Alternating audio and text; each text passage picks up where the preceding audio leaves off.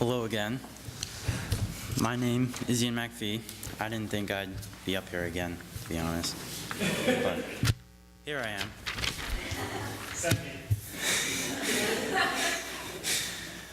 I'm here to tell you about our latest trip to West Virginia. Let's begin here in the St. Paul's parking lot at 7 a.m. on June 30th. There were a lot of us there that morning. There were the full 4 vans, 29 of us, and your car. We all packed the vehicles to their maximum capacity, and doing that, there was no use of the rear windows. Finally, we took off. It was a long ride to our first destination of Gettysburg, Pennsylvania, but I was asleep for most of that ride.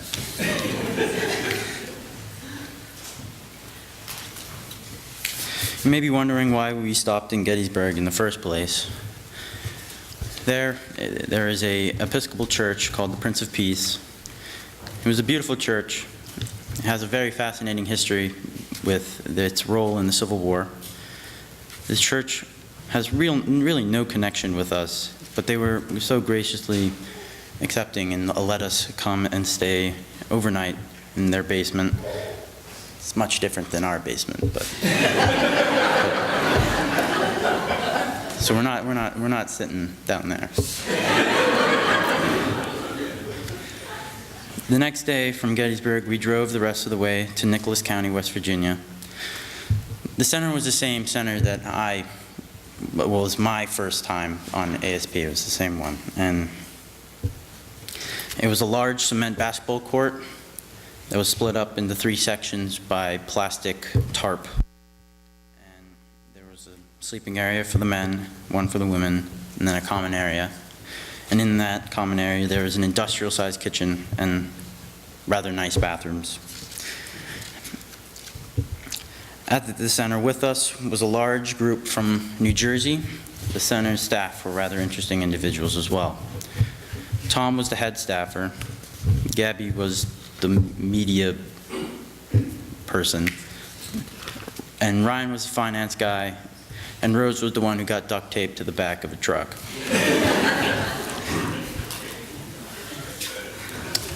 Now, I was in van 1, and our job was to build a wheelchair ramp coming from the back porch around to the driveway for a nice woman named Pam. On the first day of work, it consisted of us taking down the rotten stairs from the porch and measuring out the correct position for the first post to be put into the ground. And then that was the start of digging, the first of many holes. We used the God rod to break up the soil and the clay, but this wasn't like your modeling clay. This was like concrete. And once that hole was finally complete, we were able to lay down the first cap block and put in the first of many 12-foot 4x4 posts into the hole, and made sure it was in line and in level. And after I think it was like three posts, it was time for lunch, and Pam was so kind and made us food. She made us hot dogs and a pretty killer macaroni salad. After lunch, he was back to breaking rocks. By the end of the day, we had laid down our first 6 posts, and they were all level. That was a lot of work, though. It wasn't fun. Well, yes, but it was, but you get the point.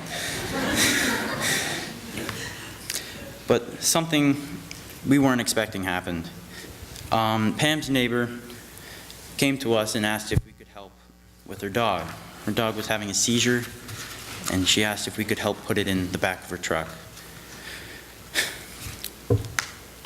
I was expecting to be digging a grave for this dog, but sadly, we were not part of that. Day 2. It was Pam's birthday that day, and the night prior, we went to Walmart and picked up some butterfly decorations for her. Her house was covered with butterfly decorations already, but a couple more wouldn't hurt. We also brought a cake and a small wooden cross, which we all signed. And then the work part of that day.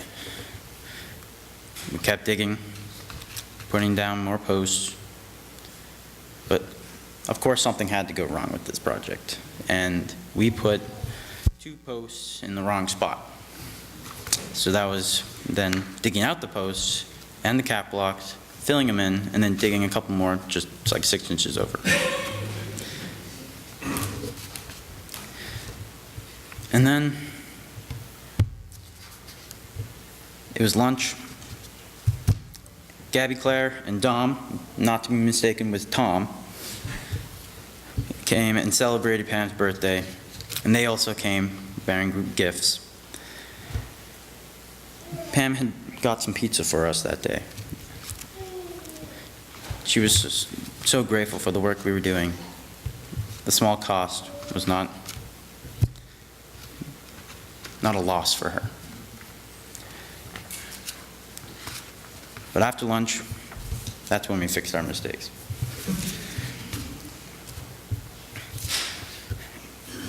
Now, we were putting the posts for the landing of the ramp. We were going down from the back, 90 degrees, coming back to the front. And that landing was there. So, you're not falling off the ramp going into the side yard. But to wrap up that day, we were finally doing the math to figure out the actual slope of the ramp, make sure it was up to code. And math.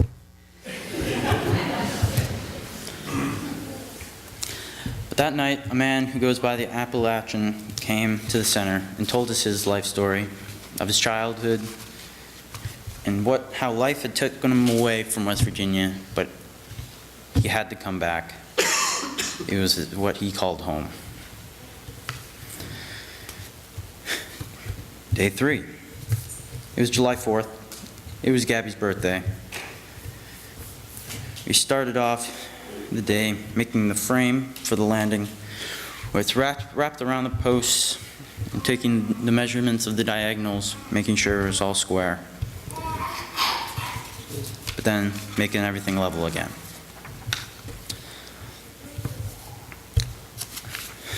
Gabby, Rose, Tom, and Ryan all came to Pam's for lunch. And Pam even bought a cake for Gabby.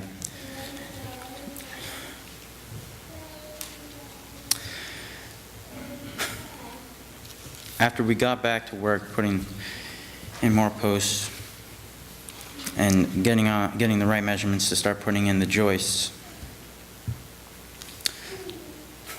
that night, most of us, what? I'm sorry. I missed a good section of that day.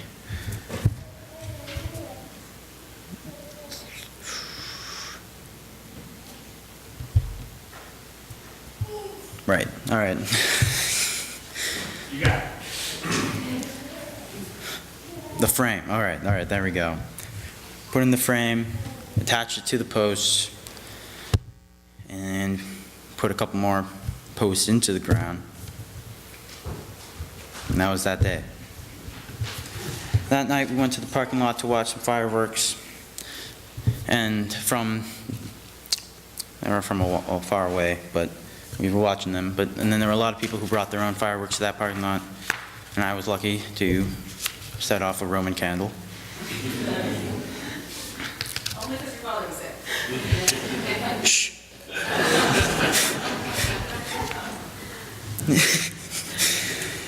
All right, day 4. We got to the work site, and with us we had van 4.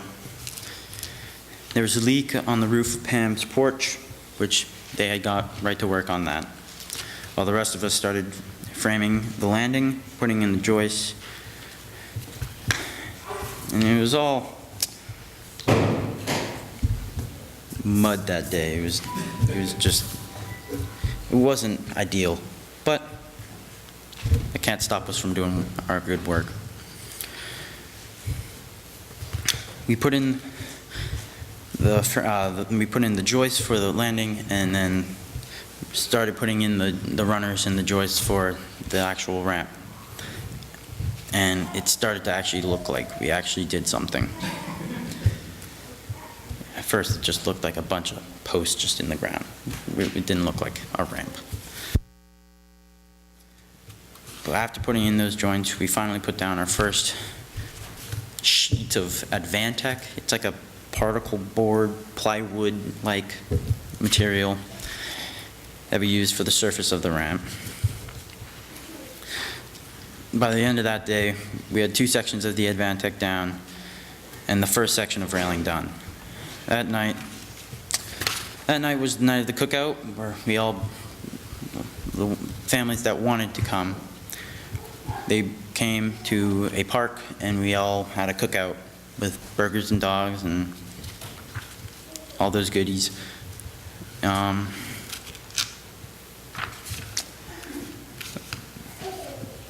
During that cookout was really my only regret of that trip. I didn't really talk to many of the other families, and I wish I got to know them, because I only got to know Pam, and I wish I met more people there, but maybe next time.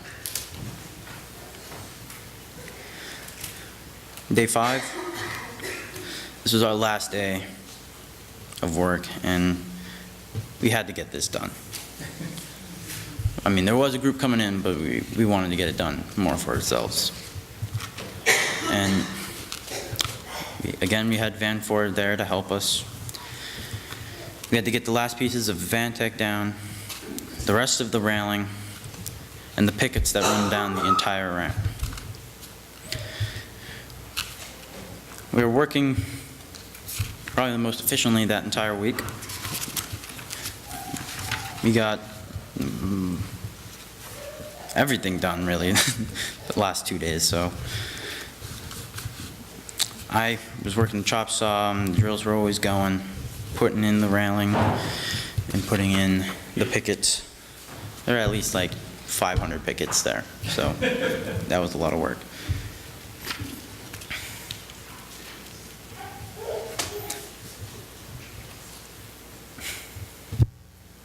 We finished by around 4 o'clock, and Pam, seeing the ramp and walking down it was just great to see. It was awesome. It was probably the best moment of that trip. And she was going to be in a wheelchair the next week, so it was probably one of the only times she would ever walk down her ramp. And I'm not sure what was going through her mind, but seeing her with her emotions pouring out, it was an amazing moment.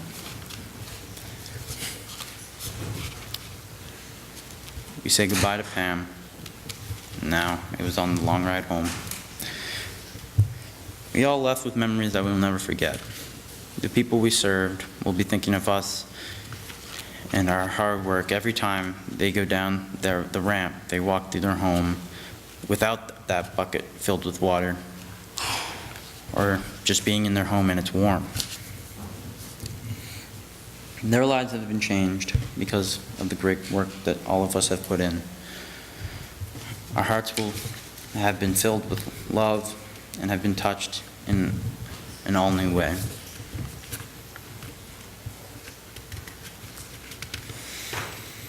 We do this trip to help the people in our own country that need it most. These aren't just houses, these are people's homes. These homes that are cold, damp, and unsafe for people to live in.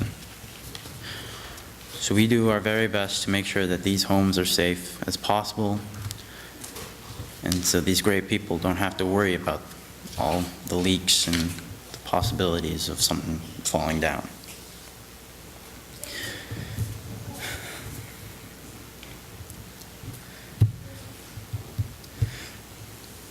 Many of us go on this trip, before this trip, thinking that these are just poor, sad, racist, like hillbillies. And that's not further from the truth. History shows us that West Virginia is the only state in the United States to secede from the Confederacy. Also, being poor is a matter of perspective, I think. These people are just as happy or even happier than us.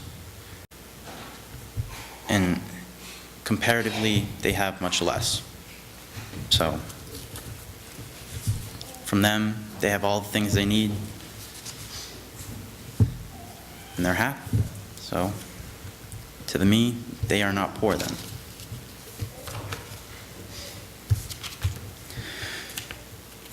For me, coming out of my third time going on this trip, I learned something new.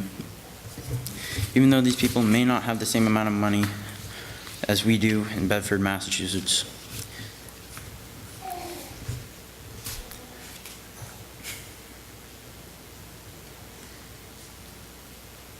they're just as happy as we are.